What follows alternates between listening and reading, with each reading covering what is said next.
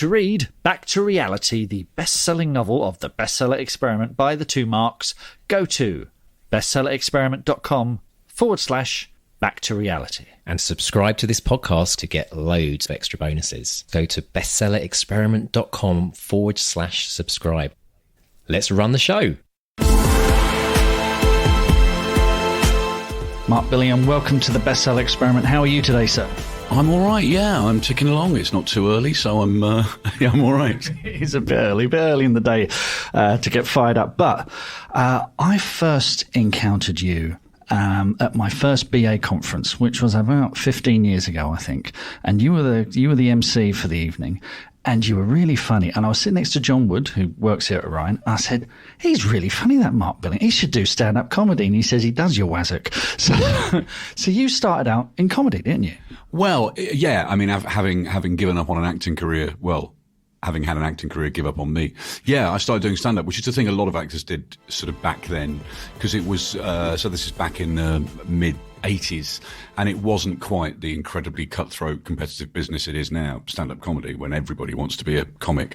You could kind of get into it then. So yeah, I started in about, I think I did my first gig in 87, and you could do a gig and within 6 months you could be headlining at the Comedy Store. You could actually, it was a business you could break into, and yeah, did it for the best part of 25 years. Excellent stuff. And let's touch upon that acting career, because you worked in shows like Dempsey and Makepeace, Juliet Bravo, The Bill, and my favourite, Maid Marian and Her Merry Men, which for listeners outside of the UK was basically the best historical comedy outside of Blackadder, I think. Well, oddly, when they did show in America, when they showed it in America, they didn't realise it was a kid's show. They showed it back to back with Blackadder, late at night in America. Oh yeah, my favourite job by a long way, and the job without which I wouldn't be a writer. I mean, it's the job that turned me into a writer. Well, quite. You did. You wrote an episode, didn't you? The one that's sort of based around the Crystal Maze, and we'll put a clip in the show notes, folks. You can have a look. How did that come about? Well, myself and another guy called David Lloyd, we played Tony Robinson's henchman, Gary and Graham, and it was Tony's show, Tony's baby completely, but he was starting to get really, really busy. So by the time we got to the third series, he asked David and I to help him storyline it and start coming up with some ideas and whatever. Then we wrote an episode, and by the time the show finished, after 4 incredibly happy years, I just by default become a television writer. Right. And I inherited a literary agent, and so started writing TV after that. Fantastic. And that went on for a little while, but you did eventually move on to fiction. Why did you step away from screenwriting? Because it's horrible. I'm not going to sugarcoat this.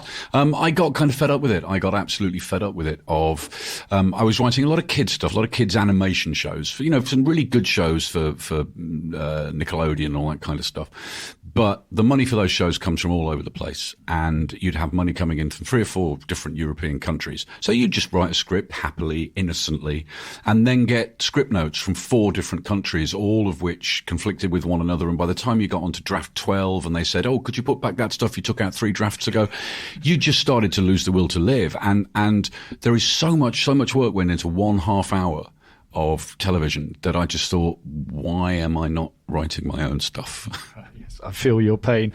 I think it's worked out all right, though, because last week, Little Brown announced that you've sold 5 million copies of your books worldwide. Congratulations. Thank you very much. Yeah, I know. It is amazing because it really only seems like 5 minutes. I don't know how long I can, as a bloke the wrong side of 55, I don't know how I can still think of myself as a young Turk. But in my head, I am. In my head, I've only been doing this 5 minutes. Right.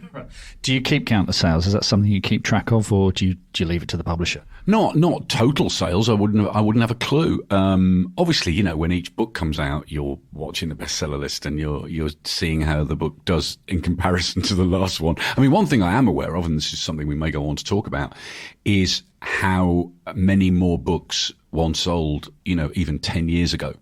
Everybody, I mean, I was clearing out a lot of clutter in my office the other day, and I was putting press clippings into a proper folder. And I've got all those, that when you see your name in the bestseller list, you cut that out unless, well, I do. I don't know how sad that is, but I do.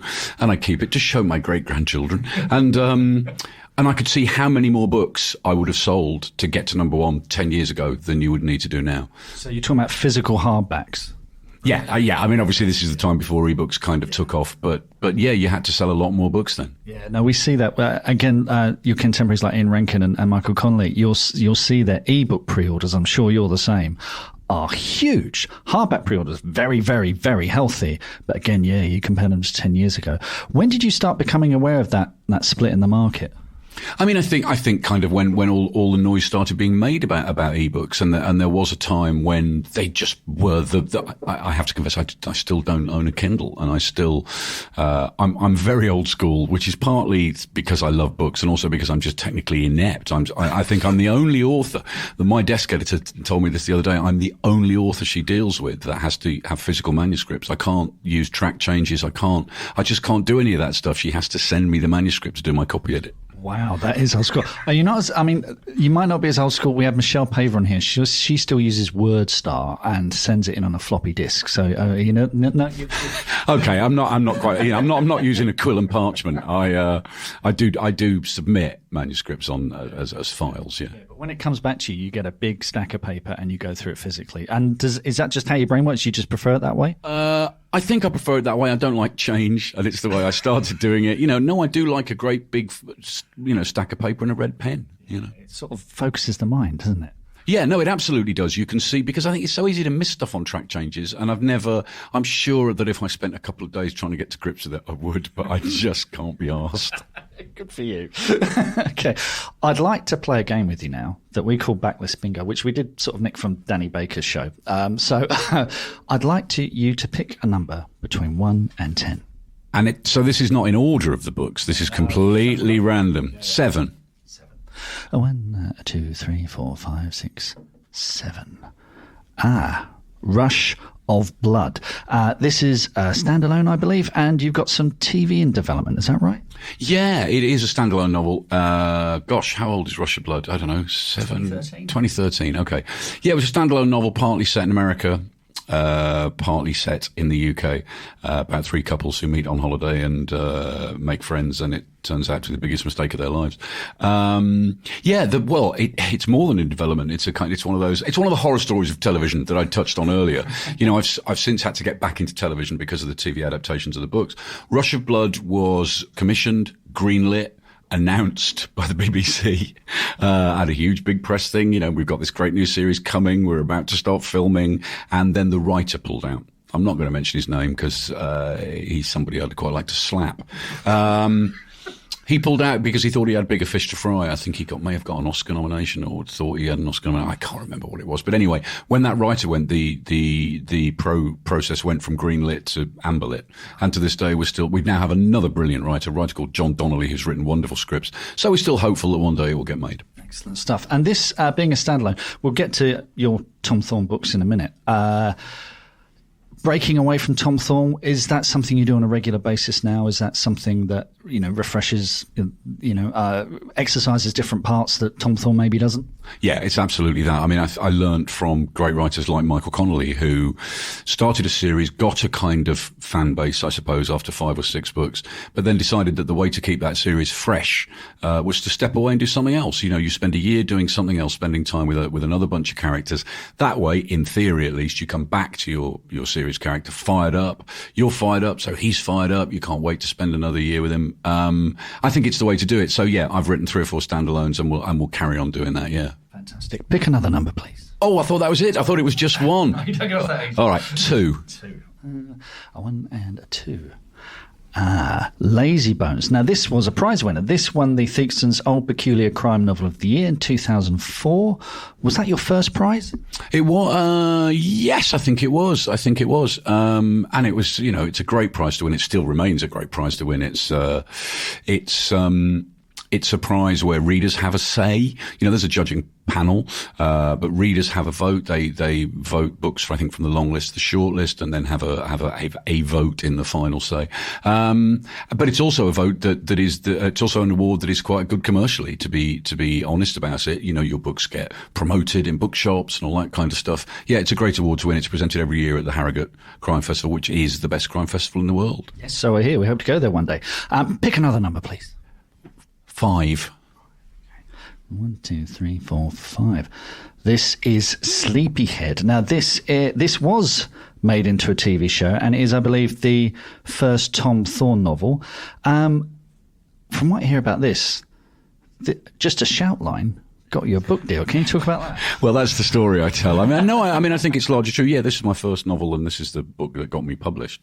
And I never thought I could write crime fiction. It was the missing piece of the puzzle for me. I read crime fiction voraciously. I was a writer. I went to all the crime fiction conventions. I hung out. I interviewed writers for magazines and stuff and did reviews. And I thought, but it was the one thing I thought I'd never do. I'd pick up some of these books and they were like house bricks. And I just, how much work is that compared with a half hour of telly or whatever? And then one holiday with the family, I would sit outside this villa on Corfu, put the kids to bed, and me and my wife would sit outside, and I would just scribble in a notebook, sitting there with a cold beer. And by the end of the holidays, I realised I'd written kind of 30,000 words or something. And I did some very basic maths and thought, well, that's about a third of a book. Not a finished third of a book or anything. So I went home and I tarted those 30,000 words up, and I sent them off to an agent, an old-fashioned, printed out manuscript. Those were the days. But I'd seen all these adverts on the tube, those things, and you have that shout line, in space, no one can hear you scream, whatever. And I started to see them being applied to books. So I came up with this shout line for Sleepyhead, which was, he doesn't want you alive, he doesn't want you dead, he wants you somewhere in between. And I put that across the bottom of that manuscript. That's what got me an agent, I'm almost convinced. That's what got me a deal. And a year later, that was on the side of buses. Fantastic. Let's talk about hang on, a year later. Year from about okay. Well, it was probably. It was more than a year, but because I got my book deal on those 30,000 words, I hadn't finished the book. I got my agent. My agent sent it out to publishers. A bunch of publishers wanted it. I came in to, see Little Brown, and that's it. I got a deal. I got a 2-book deal, and I hadn't finished Sleepyhead, let alone, what's my second book going to be? I hadn't finished the third one. The first one, rather. I hadn't finished the first one. So that must be a bit of a shock to the system when they sit you down and go, okay, and give you a deadline and say, okay, we're publishing on this date, you need to finish it by this date. Was that, being a screenwriter, you'd be used to deadlines, but like I say, a novel is a fairly chunky piece of work. Yeah, it is, but I've delivered a book a year since then, and I've never missed a deadline. I'm quite disciplined, not in the kind of 9 to 5 way, but I have a kind of inbuilt annual calendar. I kind of know I can go, okay, I can go on holiday and forget about it for a few weeks, or, I can take a month off or whatever it is, but I will always get it finished. But there is a big difference writing a book for yourself and suddenly writing a book because it's your job, and there should be. Yeah, no, definitely. Are you a write every day kind of writer? No, I'm not. I'm really not, because it's not that kind of job. It gets done. But it may be that I haven't written something, because I can't write on the hoof. I have to spend a lot of time traveling. I can't write on planes or trains or in hotel rooms. I just can't do it. I have a little notebook that I might scribble a little idea to myself, but I can only write in my office sitting in front of my computer. But that's when you're typing. That's when you're getting it down. You're writing the book all the time. It's in your head all the time. Yeah. So do you find you get to a point where there's enough ideas to start writing, and will you sort of say, okay, it's March? From March till April, I knock out a first draft. Is that how you work? Wow, no, I wish it was March to April. No, I tend to write a first draft probably in about 10 months. But I have a weird sort of slightly OCD thing. I can't my first drafts are incredibly clean. If my editor finds a typo in there, I will not, I'm devastated. Because I don't just rush to the end and go, end of draft 1 and deliver it. I can't write chapter 2 until I think chapter 1 is perfect. Of course it isn't. I've still got to go through and edit and stuff. But that first draft is pretty close. So I will do an edit, one more draft, and it's done. Fantastic. Excellent. Let's talk about the TV, because if you're going to have a TV show, you should really put David Morrissey into it, because he is fantastic. How involved were you in that? I was very involved in it, and it was me that got David Morrissey. It was a fantastic piece of skullduggery. From the moment your first book is published, people say, "Oh, who would you like to see play?" Your character. So people were saying, who do you want to see play Tom Thorne? I really had no idea, other than I'd seen David Morrissey in some brilliant things in Blackpool and State of Play, and I just thought, you want a good actor. That's all you want. You want a good actor. And I just thought, if I keep saying his name often enough in interviews, honestly, this is exactly how I thought. Then maybe he'll find out about it. So I kept saying David Morrissey. I'd like this actor, David Morrissey, David Morrissey. Cut to several years later, David is filming in, forget where he was, Belgium or somewhere. And he has a couple of days off, and he wanders into a bookshop, picks up a bunch of books, one of which is mine, thank heavens. He reads it, he likes it, he Googles my name, and up comes his name. And he goes, wow, I'm playing this guy. He comes back to London, he calls me, I go round to his flat, we get on like a house on fire, done deal. Fantastic. Brilliant. Pick another number, please. 9. 9. Well, this is Cut Off, which is a quick reads title, which is something that the reading agency does, aimed at people who maybe don't read as much or struggle with reading. You'd think because they're asking for fewer words and smaller words, you might think that might be easy, but it's not, is it? No, it's really not. I mean, obviously you have to bear that stuff in mind. Cut Off is the second thing I did for the quick reads. I did a short story a few years before, but this is much more of a kind of novella. So yeah, you have to bear that in mind, but story is king. Story is always king. And it's no different than telling any other story. You've got to hit those beats. You've got to keep those pages turning. It's a thriller. And yeah, you're bearing in mind certain things, as you say, no over complex sentences or massively long words or whatever. But no, it was a very enjoyable process. Was there anything you learned from that you're going to take forward with your own writing? Well, there's a great piece of advice. I don't know whether it's one of Stephen King's, if any writers out there need to read On Writing by Stephen King, and there are several things you should just have pinned above your desk. But one of them, I think, is keep it simple, stupid. Yeah. My number one rule. Pick another one, please. 4. Number 4.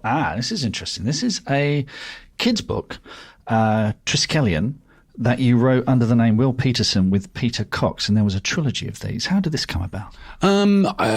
Peter was somebody I'd written for television with, and I just got approached by a kids publisher who said, "You ever thought about writing anything for kids?" And my kids were of that age then. It was a mistake in retrospect to not put my own name on it. That was a ridiculous thing to do. I deliberately didn't, because I wanted to keep it separate. I wanted to go, these are adult crime thrillers, this is something else. Having said that, I think the body count in those 3 books was far higher than it has been in any of my novels. It was very dark trilogy books, and I enjoyed writing them, and it was very hard work writing them, but they didn't sell very well. They didn't have my name on. They were an unknown quantity as far as booksellers and stuff are concerned. I'm still very pleased I did it. Good stuff. They do say writing kids' books is harder than it is writing for adults. Did you find that to be true, or just different? I found it different, but certainly no easier. The idea that you can just knock off I mean, these were full-length novels, a trilogy of them. No, absolutely, it was hard work, and so it should be. I'm going to cheat and pick a number for you. Okay. I'm going to go with number 1, which is Scaredy Cat, because there's an incredible story behind this, in which, and if you're happy to talk about this, you were taken hostage. Yeah, well, it actually happened before the first book, but it wasn't until the second book that I thought, I'm going to use this. I was taken hostage in a hotel room in Manchester, and 3 guys in balaclavas burst into my room and tied me up and put a bag over my head and all that. And it wasn't lovely. And then when I sat down to start writing Sleepyhead, I thought, right, I'm going to write about fear, and I'm going to write about victims, and that stuff has run through all the books. But in Scaredy Cat, I actually made it a kind of plot line that similar things, actually much worse things, were happening in hotels, and the police were investigating it rather more efficiently than they investigated what happened to me. I.e. nothing. Okay. But that must have been an absolutely terrifying experience. And you've channeled that fear into your writing. As you said, there's a focus on victims. Yeah, focus on victims, because I got very fed up of reading books where you have a cop and a killer, and they're these two kind of juggernauts on a collision course. And the victim or victims are just plot devices. You don't get to care about them or engage with them. So I wanted to put the victim front and center in Sleepyhead. And the victim was kind of the main character in Sleepyhead, actually. It was all about her. I needed a cop, obviously, because there was a crime to investigate. So I created this guy, Tom Thorne, little knowing that, I'd still be writing about him 19 books later. But yeah, I wanted to write about victims, and I wanted to write about fear. And Val McDermid, who's a friend of mine and a writer I admire enormously, said that generally speaking, women tend to write about what fear feels like, and men tend to write about what it looks like. Violence, especially. And I take it as a great compliment from her that she said, I can write about what violence feels like. And I think you have to have sort of been through it to do that. Well, let's hope none of our listeners have to go through anything like that. I want to take you back to something you said there, which is you created Tom Thorne without an idea that all these years later you'd still be writing about this incredible best-selling character. When did you realize you had a serious character? Well, I mean, the very first question that I got asked by publishers when I walked into their office with a third of a book was, is this a series? I mean, back then it was the Holy Grail. Things have changed slightly, but people were very keen on a series, and I'd have said anything to get that deal, you know. But even then, I was thinking, you know, I was a big fan of series fiction. I'd read all the great series right back from Philip Marlowe and, you know, not Sam Spade, obviously, but because he was only in one book, listeners. But you know, Philip Marlowe and the Ross MacDonald books, and then all the great British writers of series. So, you know, I knew I had it, you know, I was going to be dealing with him for a while, but I hadn't got a plan for him. He just sort of turned up in the first book, and I still to this day don't have anything written down. Readers know as much about him as I do, you know, which means I get things wrong quite a lot. So there's no series Bible with, you know, how many teeth he's had out, how many of the, you know, shoe size, anything like that? Nothing like that, which in one sense is good because it means that he can surprise me and therefore hopefully surprise the reader. He's unpredictable. I don't know what he's going to do next, but it means I get stuff wrong. I'll get emails from readers going, what, have his eyes changed colour? I didn't know that was his mother's name. I thought, you know, I don't have those basic facts written down, and I rely on readers to help me out. But that's how you like it. You wouldn't go back and plan everything out beforehand. No, and I've made mistakes. If I could go back and rewrite the first book, which oddly I am doing, we'll talk about that in a minute. But I would have made him probably 10 years younger than I made him. I made him the same age as me when I started, and I wish I'd made him younger. That's what Ben Aronovich said. He said he didn't make that mistake with Peter Grant. He said, see what you guys have done. And like he mentioned Harry Bosch, you know, reaching retirement age, just as sales are bigger than ever, you know. So yeah, no, and the same is true for Ian Rankin and John Rebus. You know, he wishes he'd made him younger as well. Okay. Now, you said you're rewriting the first book. Tell us about that. Well, because 2020 will be the 20th anniversary, and so it'll be 20 years of Thorne in 2020, and we're going to do some things around Sleepyhead. I think we're going to be reissuing the book, and we're doing a big fully dramatized audio version of it, which means I've got to go back and record the book. And looking back at it is a rather chastening experience. Not just because you're a different writer, you know, your style has changed, everything has changed in that time. But I made some mistakes, which I'm not going to correct all of them because that would be wrong. But there's a couple of things I did in that first book which I'm going to put right. This isn't a George Lucas Star Wars thing, no. No, it's not quite a sort of director's cut, and writers shouldn't have the facility to do that. So there's certain things I've gone, I wish I hadn't done that, but I have to leave it alone. But the one thing I did early on, which I've never done since, and I've always talked about this, you never describe Thorne, what's he like? When I go, well, he's however the reader wants to imagine him, because I don't care what he looks like, but I did put some physical description in that first book, and I'm going to take it out. Interesting. So you take it away, not necessarily adding. I want to touch on something you spoke about there, which is audio, because quite unusually for authors, you read your own audio, don't you? I do, and I love it. And that's one of the things, because I started doing it quite late, which means I've got to go back and re-record all the early books, which is I'm doing over the next couple of years. I wasn't meant to. I was asked really early on if I fancied it, and I thought, no, that's a very hard job. I can't do that.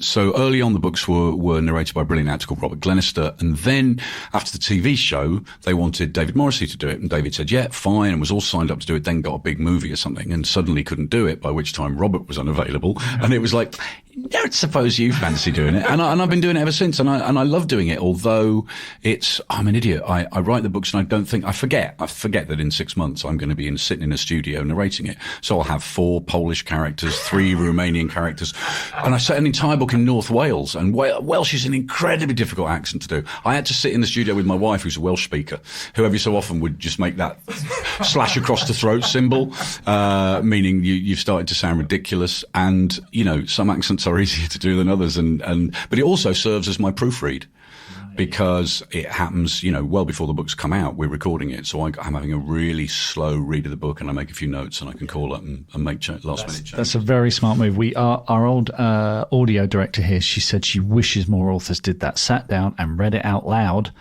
even if it's just to themselves, because you'll read it and you'll trip over a sentence or something and just think, what was I thinking? Yeah, absolutely. Reading out loud is massively important. I mean, I tend to do that anyway, especially in dialogue-heavy scenes, because, you know, a line sounds clunky in your mouth. You know it, as you just said. You're tripping over it, and it's not right, so you can change it.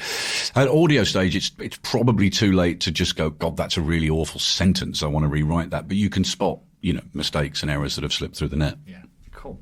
You mentioned Val McDermid a little while ago.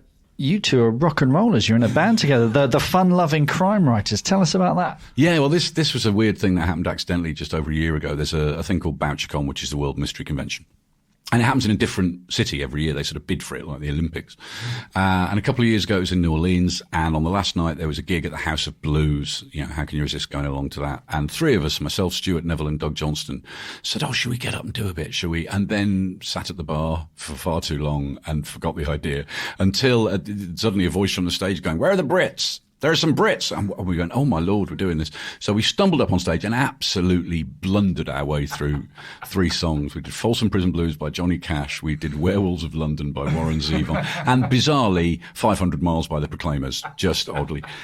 And, you know, in the way of these things, it ended up on YouTube. And then suddenly the director of the Edinburgh Book Festival got in touch and said, "Right, you're doing an hour and a half in August." And we went, "Excuse me?" Firstly, we only know three songs. Well, we don't really know three songs, and there's only three of us. So we put this band together. I'd sung with Val before. I knew Val could sing. So we got Val in the band. We got Chris Brookmeyer in the band. We got Luca Veste on bass. And suddenly we had a band, and we did that hour and a half in Edinburgh. It was a huge success. We've been touring ever since. An hour and a half? Oh yeah, no, we do. We can play a lot more than that now. Not that we get to rehearse very often. We have to rehearse at sound checks really, because we all live, in opposite bits of the country. But God, we love it so much. I'm playing this coming weekend at a festival called Bloody Scotland. We're off to Iceland to gig over there. It's a bunch of middle-aged writers sort of getting their rock and roll kicks. But God knows how any of us are ever going to write a book again, because this is way too much fun. Yeah. Is there a big argument over who gets to be lead guitarist and stuff like that? Oh no, there is only one lead guitarist, who is Stuart Neville, who is just the most awesome musician. As are Doug Johnson and Luca Veste. The rest of us are kind of clinging on to their coattails and getting away with it. We really don't argue. One of the good things is we don't do original material. That way we would argue. We'd split up within about 5 minutes if we all started writing songs. We just do cover versions of songs about murder and crime, and with all sorts of different inputs. Stuart loves rock. I love country. Val's likes folk. Chris likes indie. So we bring lots of different songs to the band, and then we rehearse and we put them in the set. It's great fun. Brilliant. We'll put a link in the show notes as well. You've got a page on your website which I think is called Showing Off, which has all this stuff, isn't it? So we'll put a link to that. Yeah, Showing Off, which is exactly what it is. Anything I've done on TV or stuff with the band or whatever. But I've always been a performer, and I firmly believe that writing a novel is a performance. So I always thought that a very different kind of performance, but still you're trying to give the best performance you can give. If you're a genre writer like I am, it's about entertainment. Now that can mean all sorts of things. There's very dark stuff in there, the odd joke, but either way, you've got to give that performance. So it's just another form of showing off. That's interesting, because I trod the boards myself back in the day, and if you've done any theatre, you're very conscious of the audience and what works and what doesn't. And my first writing was I wrote plays, so I am always thinking of the audience. Is that how you're thinking when you're writing? 100%. It's almost like when I'm writing, there's an invisible reader looking over my shoulder, almost looking at the sentences as they come together. I absolutely write for the audience. I never trust writers who say they don't. Those writers who go, "Oh, I write for myself and I don't give a hoot what the reader thinks." I think, well, good luck, mate. Because the day you stop thinking about that reader, I think is the day you're likely to become self-indulgent and unreadable. I absolutely do. And stand-up taught me, if stand-up taught me anything, it taught me about engaging that reader quickly.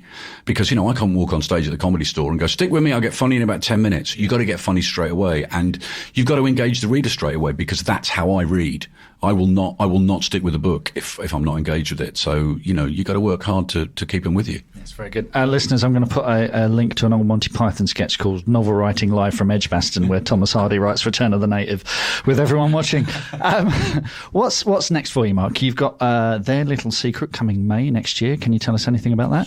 Yikes, I can tell you it's not finished. Actually, this is one of the rare occasions where we've nailed the title very early. Sometimes the title is, written in stone from a really early, but recently it's been a struggle coming up with a good title, and back and forth between me and publisher and stuff.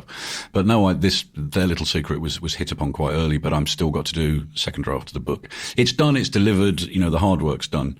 Because actually I do think the hard work is in the first draft. A lot of writers talk about how the editing is the hard work, but I've never found that. Yeah, that'll be coming in May. So I suppose I've got a nagging voice in the back of my head going, "You've got to write another one quite soon." And that'll be the big one, because it's the 20th. Excellent stuff. Well, whatever happens, we know it's going to be a bestseller. People will be queuing up to read it. Mark Billingham, thank you so much for speaking to me today. Thank you for having me. What are your writing dreams? Finishing that book? Quitting the day job? Becoming a best-selling author? Since 2016, we've interviewed and studied the advice of over 500 best-selling authors who've collectively sold over 1 billion books.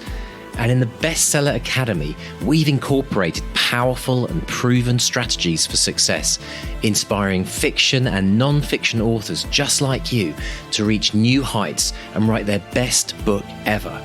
Ready to take your writing to the next level with accountability, craft, coaching, and the most inspiring and exclusive community of like-minded writers? Well, your bestseller dreams are just a click away. Join us today at bestsellerexperiment.com/academy. That's bestsellerexperiment.com/academy.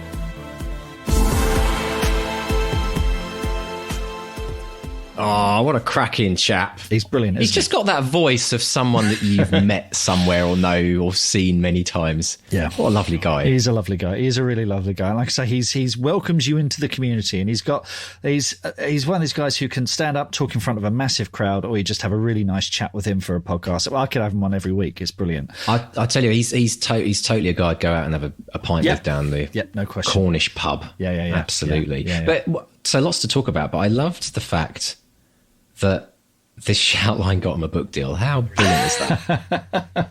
Well, and he took it from the film world. It's interesting because he goes back to a time where books didn't necessarily use that shoutline as a marketing tool. It was like, here's the new Jeffrey Archer, go buy your book, kind of thing. Whereas he takes that example from Alien, in space, no one can hear you scream or whatever. Those punchy lines that they used in the movies. And so it's worth looking at that language. I know that marketing can make some of us feel a bit squeamish, but just think, how would you sum up your book? I always like to think of it as that if you had just seen a great film and you caught up with your mates in the pub and you're trying to tell them what the film was like, try and think of your book like that. So it's about this woman who gets a second chance. She goes back in time into a younger version of herself, and she gets a second chance to be a rock star. I'd buy that book. Yeah, I would. What's that book called? Does that exist, that book? I forget. Someone should write that book. Someone definitely should write that book. Yeah. Maybe two people should write it together. No. But but shoutlines are really important. Shoutlines are really important because, and one tip I've got for everyone out there, because I know that Mark didn't really go into how you create a shoutline, but I've done loads of them in my life, just for many different things, whether it's a project, even a kind of a tagline on a press release, for example. And the way that I do it is you very rarely come up with a shoutline straight away. I think a lot of people think, I can't think of a shoutline, it's too hard. It's actually a process of writing something, anything down. It doesn't matter how bad it is, but just don't have a blank piece of paper. Write down one, and then it kind of starts that process of, and you could tweak it slightly, or you can think of something else, and you just start playing them off each other. It's a bit like when we wanted to come up with band names, and even our book Back to Reality, we had that spreadsheet, didn't we? Where we had like a whole list of how many titles did we come up with? It was 50 plus. About 100? Yeah. 50, something like that. And I think shoutlines deserve as much attention as a book title, because honestly, the book title often can't tell you what the book is. It's the shoutline that basically kind of hooks you in, ultimately. It's like that sing-along chorus line. Yeah. So I find that you start with one, and then you probably have to do 20 or 30. It doesn't matter how bad they are, because you only need one really good one to land, and suddenly you've got it. So Mark's made such a good point there, and I think we can borrow so much from the film world as well, because they don't have much of a chance. It's a one time only. You've got the poster of the movie, and they've got one opportunity to catch you in. Yeah, I mean, if you think back to our episode with Joe Hill, do you remember what he said? He said, "Why should anyone buy your book? Have you seen what's on Netflix at the moment?" Yeah, exactly. You're not only competing with every author out there, you're competing with home entertainment that we've never known before. It used to be you'd have to go out and see a movie. Now I'm watching Haunting of Hill House and seeing the finest horror ghost stories I've ever seen. You know, it's right there. It's just there at a click of a button. So you've got to compete for that mind space. You know, someone who's looking to be thrilled by a story. They could have that story as an audiobook, as a Netflix TV show, or a movie on demand, or they can read your book. So, you know, you've got to give them the promise of excitement and thrills or comfort or warmth or whatever it is you're selling. And it is tricky. I was having, I won't mention their name, but I was having coffee with an author the other day who understandably finds this difficult, that separation between them and the work, because they're like, well, I don't like banging my own drum. People, and a lot of people, especially Brits, we're naturally very, very modest. And I said, you just have to step back and remind yourself you spent at least a year of blood, sweat and tears writing this damn thing. And, you know, you just sell the thing. You don't have to sell yourself. Sell the book. You know, think about the thing that inspired you in the first place, that got you fired up and excited, and put that into the log line. And like I say, you're not going to get it right first time, and test them out on people, test them out on your friends and family. Say, which of these, you know, would you want to pick up? You know, which of these, it's a process as well. You know, like I say, I gave my middle grade book to Julian Barr, and he came back and he said, "Oh, it's Son of Rambo meets Guardians of the Galaxy." I was like, I'll have that. Thank you very much. I'm in. Yeah, so that's all you need, isn't it? Yeah. The meat one. Yeah. Actually, you know what, Mark? You know, you said, you know, in space, no one hears you screaming. That was the example Mark gave. Yeah. I've got one for all the writers out there. You ready for this? Go for it. I'm going to do my best trailer voice. Ready? In publishing, no one can hear you not banging your drum.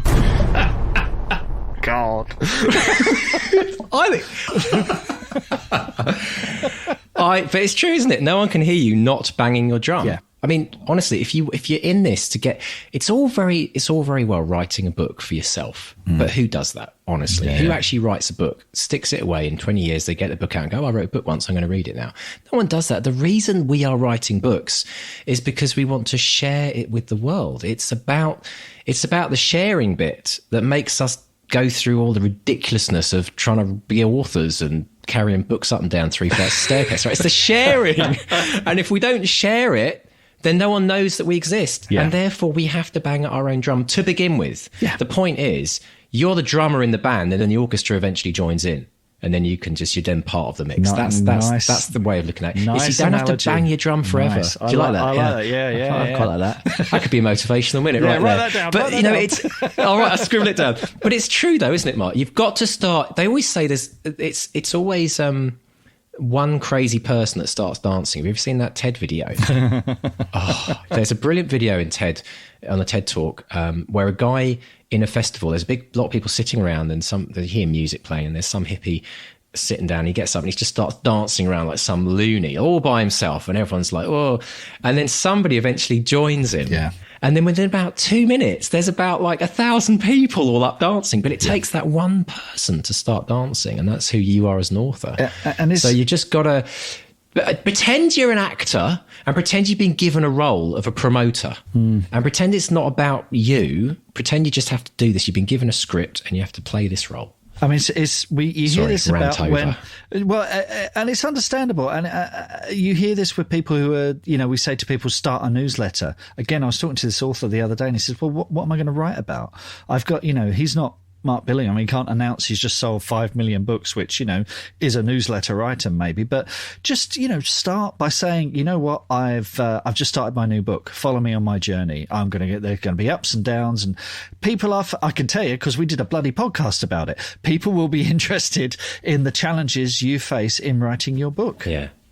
Can I just give you? Okay, this is typically a Patreon level tip. Okay, we only drop the really big gold nuggets for our Patreon supporters, but I'm going to give you a freebie right now, folks.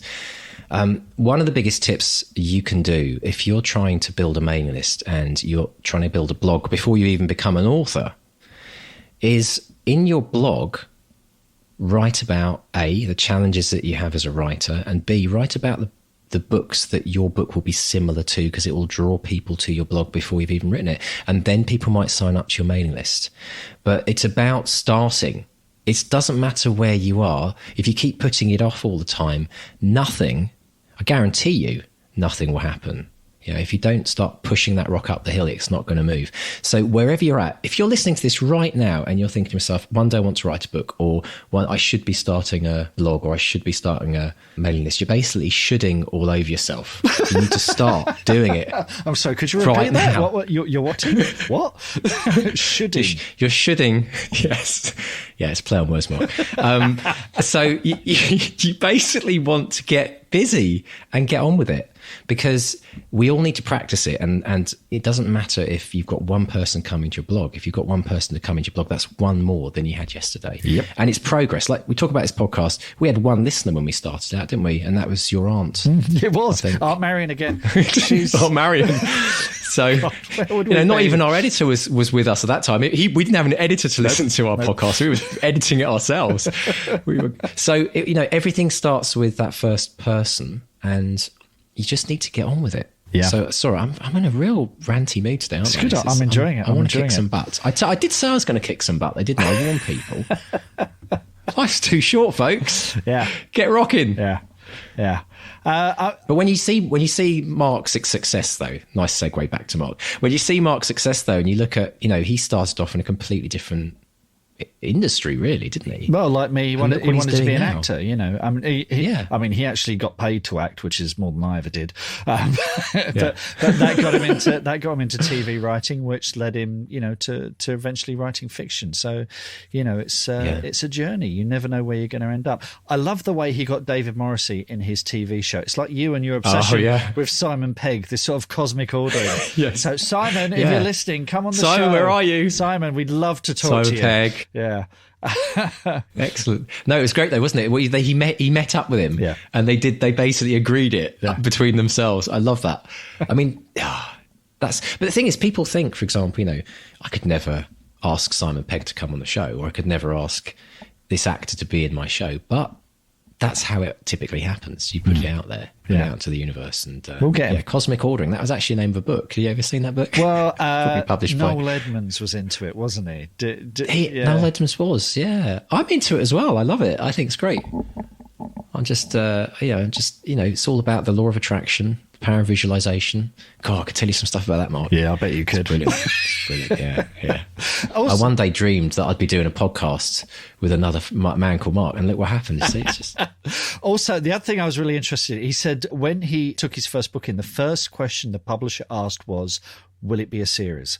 And that's something you need to think about. If you do think it is going to be a series, if you've got a series character, and this is a conversation I had with my agent last week with this middle grade book. He said, is it going to be a series? Because he said children's publishers are looking for series, big IP that they can sell, the film rights or TV rights or whatever. That's what gets them excited. So I've started, and mine will be, hopefully, and I've started jotting down little paragraphs of what book 2 will be like, what book 3 will be like, just in little bits of downtime here and there.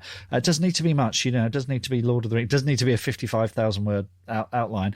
It just needs to be a few paras here and there. Here's a bit of a spanner to throw in the works. If somebody's considering not writing a series around any book, then how good's that first book if they're not that excited about wanting to write a series? Well, I tell you what. Well, first of all, Back to Reality is a fantastic book. It's a one and done. The End of Magic, or is it? No, it is. For the sake of our friendship, the End of Magic. Yeah, but if we had a 3-book deal, if a 3-book deal suddenly dropped on our lap and someone was offering us $100,000, cosmic ordering, would we do it? Question to you, Mr. Stay, would we do it? $100,000 on the table right now. Would you do 2 more books with me? Yeah, of course I would. There you go, you see? Money talks. Money talks. Oh, I can be bought. Don't you worry. I can be bought very, very cheaply. But the End of Magic, the End of Magic feels like a one and done to me as well. I mean, I've got vague ideas for a sequel, but I just love the idea. How do you follow up the End of Magic, right? Yeah. I mean, it's like... It's the beginning of something else, right, I guess. Oh, yeah. If I did a book 2... The End of Magic, it's almost finished, part 2. I've got a title for book 2. Have you? Yeah. Do you want to hear it? Yeah, go on. If you do a big reveal. I would call it The End of Dragons. Ooh. Oh, I see where you're going. You threw me there. I thought you were going to do something magic, but nice. Yeah. That's awesome. Yeah. You've got, I mean, that in it, but you've got such a powerful series kind of title. Yeah. Because So the very last monster book. Yeah. Whoa! Yeah. What's going on there? I never even thought. That's incredible. Good stuff. That just suddenly everything binged. We're both working on different projects, and yet they are. So you can't have the end of monsters. I'm afraid that's taken. No, that's fine. There's no monsters. I got dragons. Dragons would kick monsters' butts anyway. Yeah. Excellent stuff. It shouldn't be allowed. It's too much fun, isn't it? Yeah. we shouldn't be allowed to do this podcast. So, what else did you? Okay, let's just go back to Mark. Sorry, Mark, if you're listening. He's tuned in to listen to us talk about his important interview, and all we're talking about is cosmic ordering and hobnobs again. First drafts. I've got to say, last week I was really gutted that I was doing my milk tray escapade, because when I heard Alison bang on about her swearing, which honestly, but I was just like, I couldn't believe it. But then I thought, no, I don't really agree with Alison, to be honest. And I know there's been a lot of discussion about this on Facebook, social media. I respect her opinion, but I respectfully disagree. But then this week, Mark says the same bloody thing. What's going on there? We've done how many years of this podcast, and we get two authors in a row saying, first drafts are really important. They've got to be as good as they possibly can be. Well, I think Ben Aronovich is like that as well. I think he delivers what they say is a clean first draft. But that's because Ben, like, just, that's to get it. That's got nothing to do with, if I were Ben, right? If I were Ben, it's all the second, I'm not doing a bloody second draft. You get paid for the first draft. Give me some more gin. Right? I mean, have we just blown any chance of getting Ben on the show ever again? No, because I want to hear Ben do an impression of me. But yeah, no, I love Ben, and that's why we can do this. I think there are authors who can do that. I think Martina Cole's like that. I think Ian Rankin is like that as well. They deliver very clean first drafts. I bet you they didn't when they started out. They need very little structural work, I think, because they know what they're doing. But that's the point, though, isn't it? Yeah. Their first drafts of their first novels were probably as shocking as everyone else's. Maybe. I think the point that Alison was trying to get to last week was, yes, as you write more and more, your first drafts will be better than previous first drafts. But that still shouldn't mean that you shouldn't allow yourself to not beat yourself up if you're not feeling great about it. It shouldn't. I think here's the big thing for me. A bad first draft shouldn't prevent you from actually doing the second draft, because I think there's a lot of people that have written a first draft and thought it's so bad that they've just thought, I'm never going to be an author, and they stick it away. Yeah. And that's my point. I don't think it's fair that we should not give people permission to write what they think. And again, we are our own worst critics, people. Remember that? You will criticize your own work more than anyone else in the world. So you will naturally think it's not as good as it really is anyway. So I think it's because I want to see people finish their books. I don't want a first draft sitting on a hard disk or a manuscript dusting on a shelf somewhere because somebody believes that they're not good enough. And I think that's more of a travesty than writing a second better draft. Yeah. I mean, I'd love to get Alison back in the show in about a year's time to talk about her second book and her experience with that as well, and how that worked for her. Yeah, so absolutely. But yeah, that would be really interesting. I mean, do people like that? I want to find out. Do people like the new ranty Mr. D? It's you're feisty and spunky today, sir. Yeah.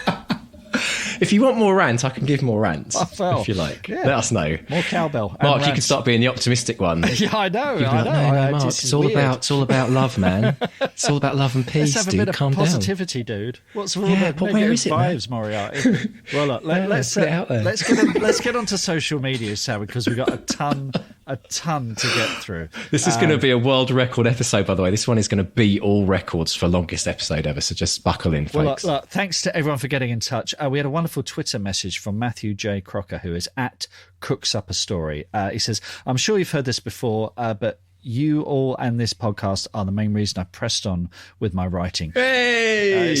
We have heard it before and we'll never get bored of it. So thank you. And we never get tired of hearing that. Thank you. And Matthew says, the difference that you made for me cannot be measured, and neither can my thanks. Having hit a milestone, I'm now encouraged to press on even more. Writing is now an intricate part of my DNA, and you will help me make that happen. Thank you. What you do is good. And I think what he's saying there, what you all, that's not just us, that's our guests, that's our community online. You guys are all awesome. We all cheer each other on, particularly now that we're in the middle of, coming right to the end of NaNoWriMo. It's been brilliant watching people cheer each other on. Yeah, absolutely. And we wouldn't have this podcast without you, so you take credit for that as well. Question. Now, Robin Sarti, who we've had on, I think has been mentioned on every show in the last sort of 6 weeks, particularly on NaNoWriMo, because latest sponsor. Well, Robin did. She did NaNoWriMo twice, once handwritten, once typed. She did both of those. Right? That's as if that's not enough. Then on November the 28th, she said, "I've decided to attempt my first 10K day of writing." Okay, this is getting silly, Robin. Sit down. Yeah. And the only way I'm going to get a cold pack on your head. The only way I'm going to be able to accomplish this is with the help of the writing community. So she starts at 11 a.m., which is a late start. All right, that's late start. If I was doing 10K, I'm starting at 3 a.m. in the morning. I'll put a link in the show notes for the Twitter thread. I'm not going to tell you if she did it or not. But it's Robin, so I'm pretty sure you can figure out whether or not she did. No spoilers, though. Yeah, exactly. That's amazing. This is what we are, creating monsters, aren't we? Yeah. I mean, this is great. This is the power of the public declaration, folks. Yeah, but listen, Robin declared. She started off with a declaration, didn't she? And now look what's going on. Yeah, and talking of declaration, I mean, we've got Chelves, who on Instagram is now I might have to spell this out. Small Chell SOTL, which is at SMALL small Chell CHELLE SOT. Oh, sorry, I'll put a link in the show notes. Anyway, how do you celebrate? Finishing NaNoWriMo? Well, Chell did it. She said, enjoying this writing ritual. Cigar, bourbon, isn't it? But I want to say bourbon because they're chocolate biscuits. Bourbon. Yeah. Cigar, bourbon, notebook, laptop. So she won't hit 50,000 for November, but she's hit 20,000, and she's celebrating with a cigar and bourbon. So that's special. I mean, we drink responsibly, and we don't condone smoking. And don't drink over your laptop, especially at the end of NaNoWriMo, because if you spilt that bourbon accidentally on your keyboard and it fried your hard disk, that would be a story. Yeah. Mark Hood, he did a declaration. His novel, The Fairies Want Me Dead. Do you remember that title? It's fantastic. Oh, yes. Okay. He said he's going to complete draft one before Christmas. Well, he did it just the other day, 27th of November. He said, I beat my deadline. He does say, and I shouldn't laugh, but he said being made redundant might have helped a little. So, Mark, sorry about that. There's a reason that everything happens in life, and maybe that's why. Yeah, and maybe you needed to get made redundant in order to become a best-selling author. Yeah, and I said, congrats and in your face redundancy. Yes. Yeah. So and what a great thing, though. I mean, joking aside, what a great thing to have as a fallback. Not just to keep yourself busy, but to give yourself something to focus on, because anyone getting made redundant, that is not an easy thing to go through. No. So, Mark, we're with you, but also what a blessing that you've got writing as something for you to get your teeth into and say, right, I'm going to show them and get rocking. I think that's great. So writing saves lives, I think, in many cases. So. Yeah. Now, it's not only first-time authors who do NaNoWriMo. It's not only us as, authors that are maybe got one or two books out there. It's bestsellers like Callie Taylor, who we had on the show back on episode 127. She's a 6 times Sunday Times best-selling author, Callie Taylor. And she did NaNoWriMo. She said, hooray, I did it. Wrote 50,000 words in 27 days. I'd like to say that I could put my feet up now, but I've got 3 days of bookish things in London. She's doing Facebook Live and all sorts sorts of other stuff. So congratulations, Callie. That's amazing that it's not just, Brilliant. it's even the bestsellers are doing it. Now, I've got a bit of a thread here. This is from Lily M. Writes on Twitter. And this comes after the Alison Belsham episode. She says, I have some thoughts about this first draft thing, and they relate to the public declaration I made to write every day in November. Firstly, it was the right decision not to attempt NaNoWriMo. My November 1st both started and ended on the Caledonian Sleeper. Now, the Caledonian Sleeper is a wonderful train that runs right across the country up to Edinburgh. I think it might even go in even further, but certainly I think Lily's based in Edinburgh, and I've been on the Caledonian Sleeper, and it's wonderful. And she said it's not got less hectic restructure at work. So again, that's possible redundancy. Job applications, long weekend away. I'm in the middle of planning a flat move too. So that's a lot of real life being dumped on in November there. But she goes on, the commitment to write at least a little bit every day has really worked for me. There have been a couple of days below 50 words and quite a lot between 100 and 200. But there have also been some 1,000-word days, and I've written about 8,000 words since the first of the month. I'm fairly confident what I've written on the good days are the days where I've sat down and written 500 to 800 words of dialogue or adventure. But those tiny days, they almost read like I wrote 100 words at a time, so they will need a rewrite, and that's fine. I still have a base to work from which I didn't have before, and without having made that commitment, there's no way I'll be making this much progress. Plus, I'm finding that as I'm writing every day, I genuinely am coming up with more ideas, and I'm excited about finishing this novel so I can start working on the next. Thanks for encouraging me to take the declaration and take the plunge. I'm intending to continue the commitment into December and beyond, so please remind me to let you know how it goes. That's at Lily M. Writes. Lily, thank you so much for that.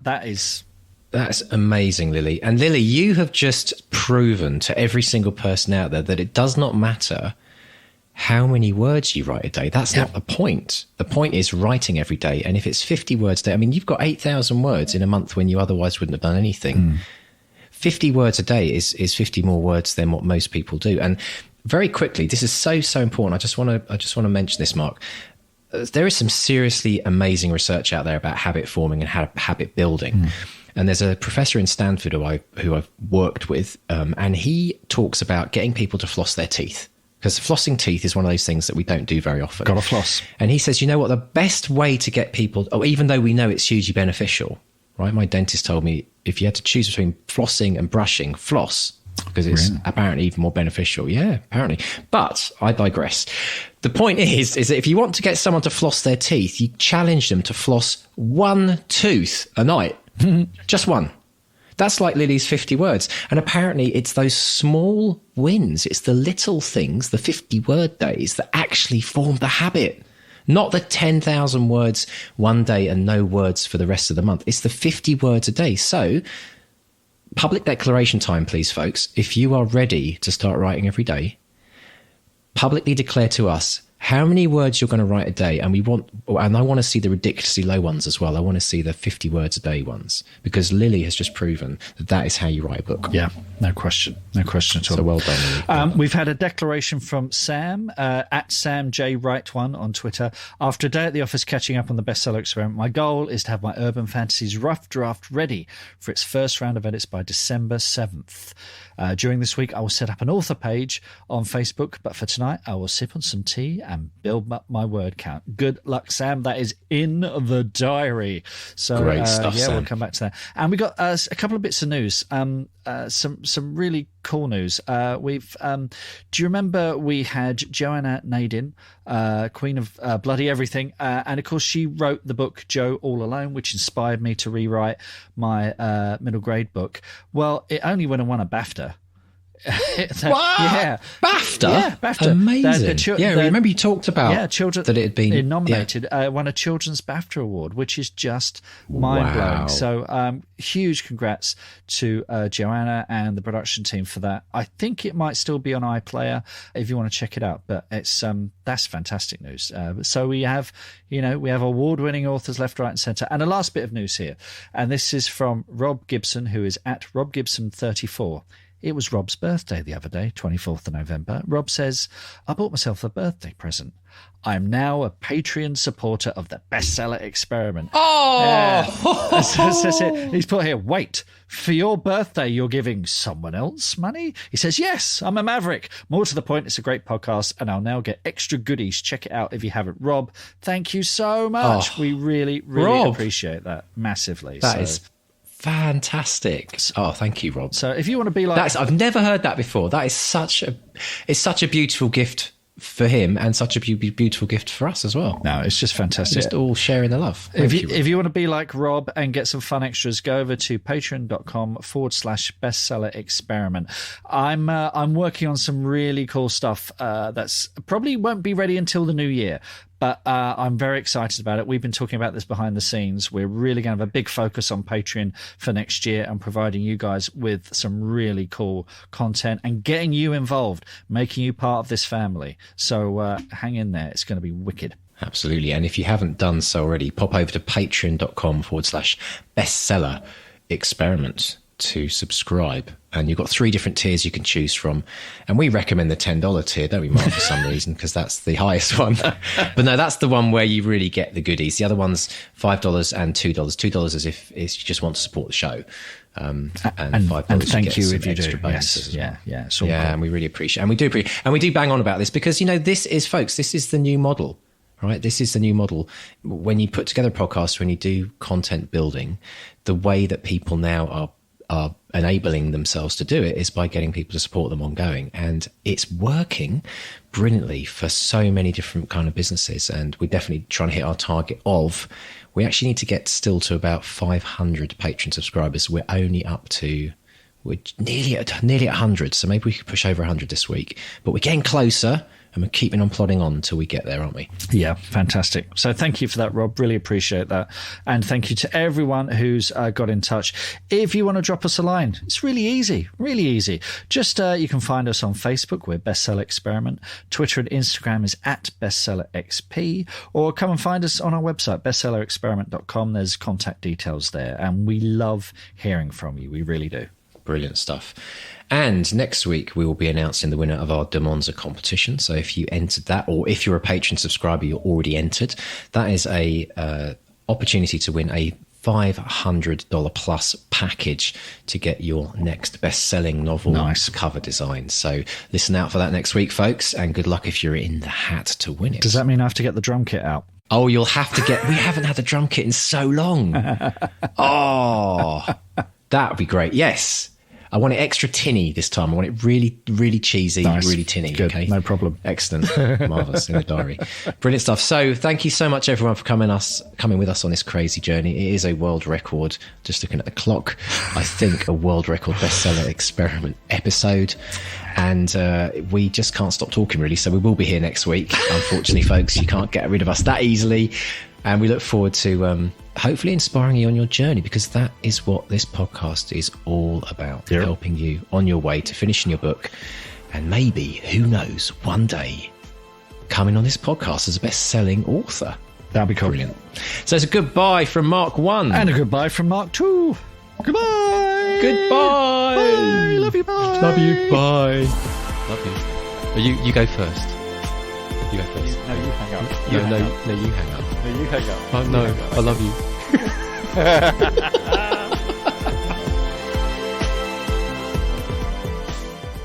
Are you ready to transform your writing and your life? Join the 200-word challenge today. In just 5 days, learn to develop a lifelong writing habit with over 2 hours of free expert coaching and the encouragement of a vibrant community. This program has already changed the lives of thousands of writers like you.